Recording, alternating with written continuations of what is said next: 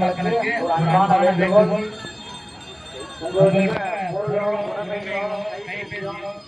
பாதுகாப்பா எல்லாம் வச்சுக்கங்க.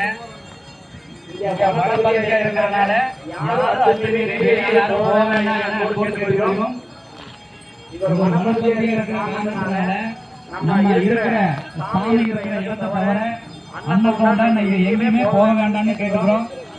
பாதுகாப்பு நலன் கருதி இங்க வந்து வனப்பகுதி அடர்ந்த வனப்பகுதியா இருக்கிற காரணத்தினால யாருமே வந்து வெளியே யாரும் போக வேண்டாங்க. நம்ம ஆலய பகுதிக்குள்ளேயே அனைத்து வசதிகளும் செய்யப்பட்டிருக்குது. அன்னதானம் கொடுத்துட்டு இருக்காங்க.